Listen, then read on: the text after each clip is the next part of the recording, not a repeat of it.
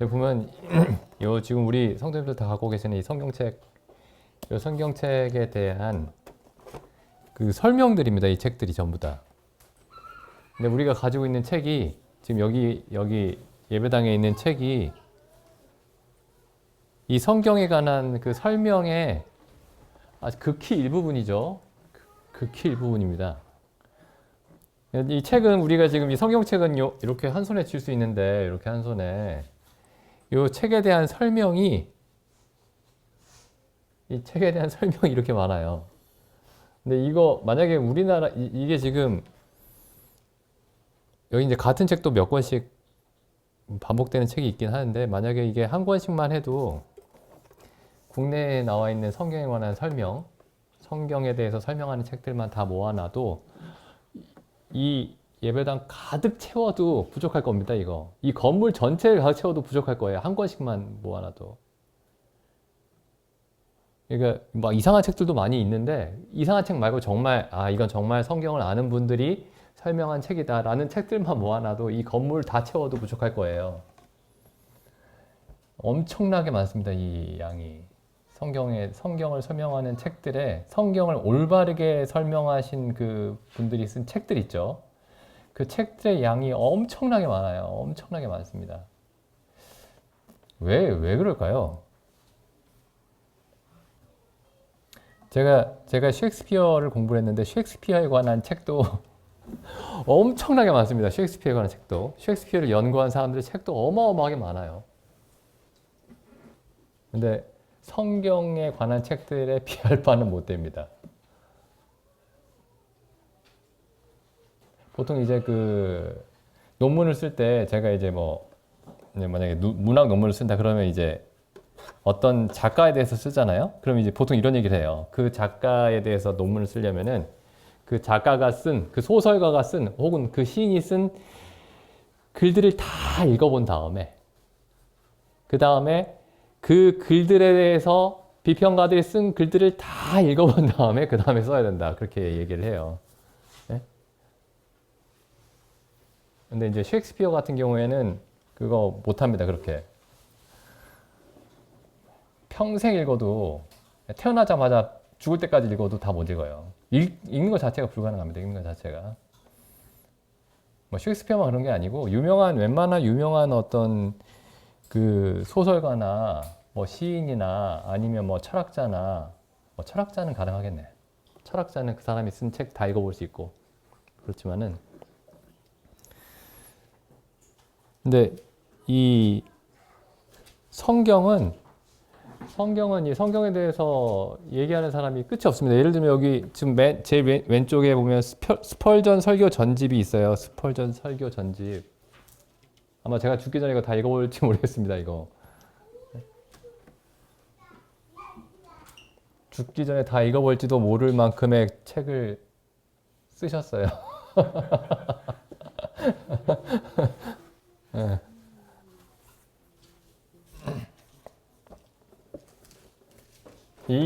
그래서 이 책에 대해서 이 책이 지금 우리가 이렇게 딱 한 손에 딱 들어오는 책인데 이 책에 그렇게 목숨 건 사람들이 많습니다. 이분들이 뭐 이런 책을 쓰면은 이 책 한 권 쓸 때마다 뭐 돈을 얼마씩 받아서 쓴 게 아니에요. 감옥에 갇혀서 썼습니다. 감옥에 갇혀서도. 감옥에 막 십몇 년 갇혀 있으면서 책을 썼어요. 그 철로역정이 그 책이죠. 철로역정. 왜 그럴까요? 이 책이 왜 그렇게 중요할까요? 이 책이.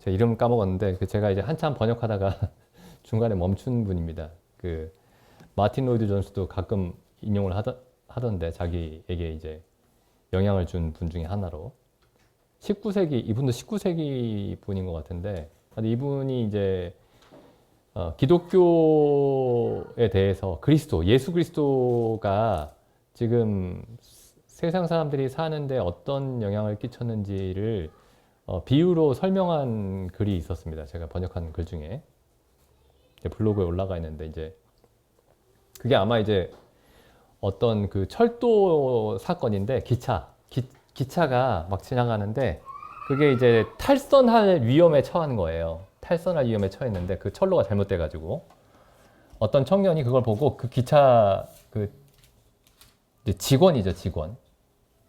그 기차역의 직원인데 그걸 발견하고는 그 탈선하는 기차를 막기 위해서 뭔가 조치를 취했어요. 근데 그게 자기 목숨과 바꿔야 되는 그런 조치였습니다. 근데 거기에 이제 엄청나게 많은 승객들이 타고 있었는데 영국에서 일어난 일이에요. 실제 일어났는데 실제 일어난 일. 그래서 신문에도 나오고 막 그랬어요. 근데 자기 목숨을 걸고 이제 그 기차가 탈선하는 걸 막기 위해서 뭔가 이제 자기 목숨 그래서 이제 그 탈선하는 걸 막다가 죽었습니다. 그 청년이. 그래서 이제 그 기차에 타고 있던 이제 수많은 사람들은 살았죠. 그리고 일상적인 삶을 살고 신문에 한번 크게 났습니다. 근데 신문에 한번 크게 난 거 빼고는 사람들이 그 청년 때문에 편안하고 안락하게 일상적인 삶을 살고 있다는 것을 인식하지 못하고 그냥 사는 거죠. 근데 그게 이제 예수님이 하신 일이라는 거예요. 이제 그 뉴스를 통해서 그 신문 기사를 통해서 이분이 하는 얘기가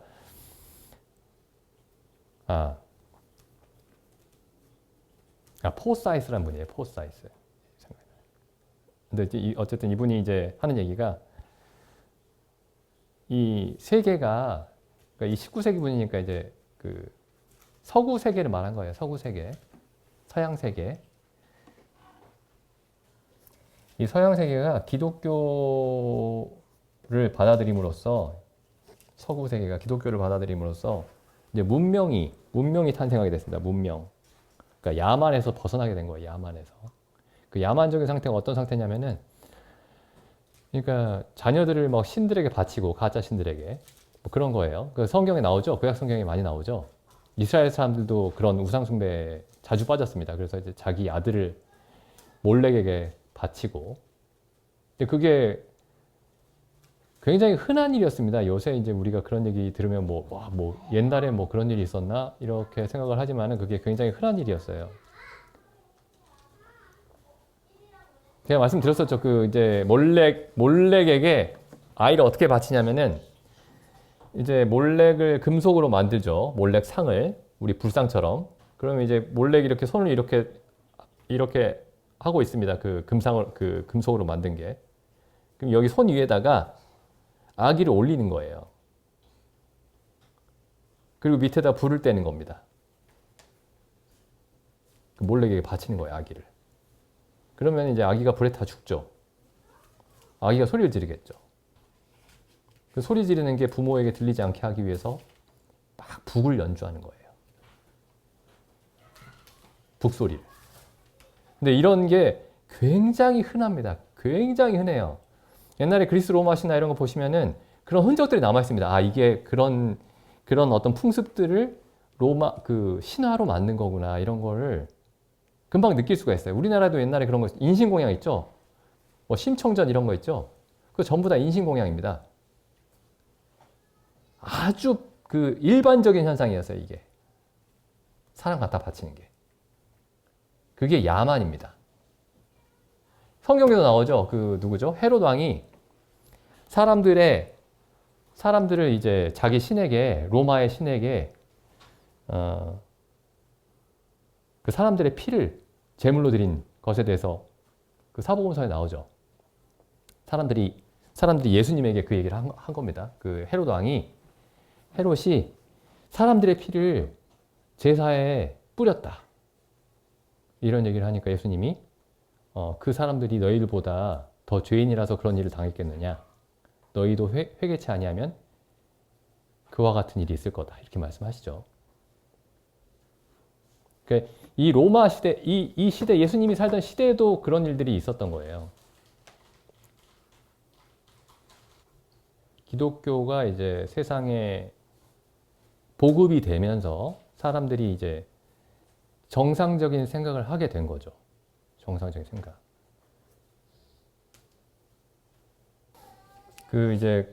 세영재님이 얼마 전에 그 말씀하신 책 중에 그 코리텐 붐이라는 분이 쓴 책이 있습니다. 코리텐 붐. 저도 읽어보진 않고 이제 형제님이 얘기하시는 걸 들었는데 이제 그 수용소에서 독일 나치 수용소에서 막 사람들이 막 정말 막 서로 막 욕하고 너무 이제 그 사는 삶이 괴로우니까 서로 막 욕하고 막 무질서하고 막 이런 이제 곳이었는데 그 거기에 이제 그 콜텐붐의 언니인가요? 그 언니가 성경을 사람들에게 만날 때마다 계속 얘기를 한 거예요. 거기 유대인도 갇혀 있고 뭐 유대인들 도와준 사람들도 갇혀 있고 이제 반 그 나치주의자들도 다 갇혀 있고 뭐 그랬던 거죠. 히틀러에 반대한 사람들. 근데 이제 이 언니가 콜텐붐이라는 사람의 그 언니가 이렇게 그 수용소 안에서 사람들에게 성경 얘기를 계속 하니까 사람들이 갑자기 서로를 막 배려하고 질서가 생기고 막 그랬다고 합니다. 저도 나중에 이제 읽어보려고 하는데 그게 성경이 가진 어떤 힘이에요. 성경이 가진 힘입니다.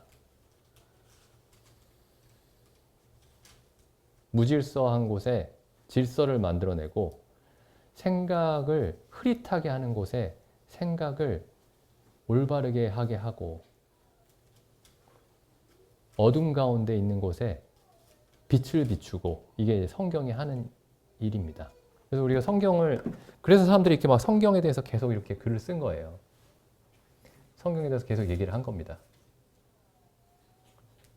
근데 이걸 이제 이 성경을 잘못 알면은 그냥 천국 가는 내가 지옥에 안 가고 천국 가는 길로만 받아들이고 나머지 이 땅에서 살면 그냥 자기 나름대로의 지혜로 살 수가 있는 겁니다. 자기 욕심대로. 자기 미련한 대로. 그건 사실 성경을 받아들인 게 아니죠. 성경이 세계를 만들어야 됩니다. 세계를. 성경이 어떤 내 종교만 만들어내면 안 되고 성경이 내가 사는 세계 전체를 만들어야 됩니다. 근데 지금 이 기독교가 문제가 뭐냐면은 그냥 종교 안에만 갇혀 있는 거예요. 교회에서만 성경을 봅니다.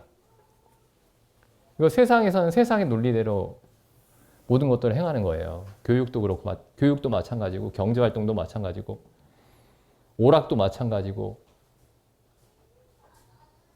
미래에 대한 설계도 마찬가지고, 그건 성경과 상관이 없어요. 그냥 천국 가는 길만 성경에서 발견하고, 교회에서 생활만 성경에서 뭐 어떤 가이드를 찾고, 그 외에 나머지 모든 활동은 세상 사람들이 하듯이 합니다. 그냥 세상 사람들이 이렇게 하면 좋다더라, 이렇게 하면 좋다더라, 이렇게 안 하면은 문제가 생긴다더라 하면서 이제 그것들을 쫓아서 하는 거죠. 근데 우리가 이제 성경을 볼 때 이 성경이 하나님이 말씀으로 천지와 만물을 창조하셨죠. 천지와 만물을 창조하셨죠. 모든 것을 창조하셨습니다. 그럼 성경이 우리 삶의 모든 부분에 대해서 지침을 주고 있다라는 사실을 발견해야 되는 겁니다. 모든 부분에 있어서. 이게 정말 중요한 것 같아요. 이게 신앙이라고 하는 그 신앙이 아닙니다. 그러니까 신앙이라는 어떤 영역 속에 어떤 구별된 영역 속에 들어가 있는 게 아니에요.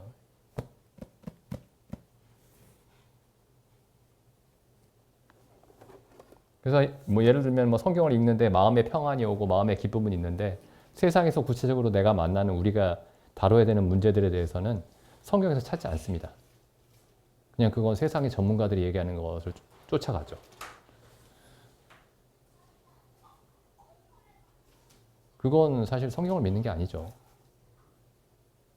여기 구약에 있는 이스라엘 사람들을 보시면은 이스라엘 사람들의 모든 문제, 이스라엘의 나라를 건국하고 그 나라의 정치나 경제나 국방이나 이 모든 게 다 성경대로 움직였죠.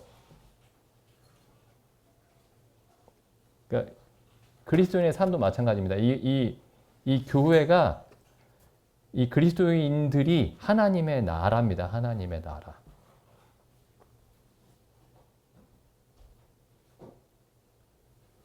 이게 엄청 중요해요, 이게. 뭐 어디서 한 번쯤은 들어보셨을지 모르겠지만, 혹은 우리 가운데서 여러 번 들어보셨겠지만, 이게 정말 중요합니다. 아, 이게 전부구나. 성경이 전부가 돼야 되는구나.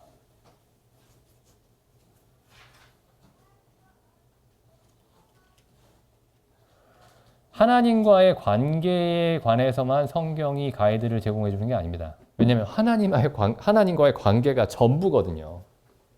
전부입니다, 그게.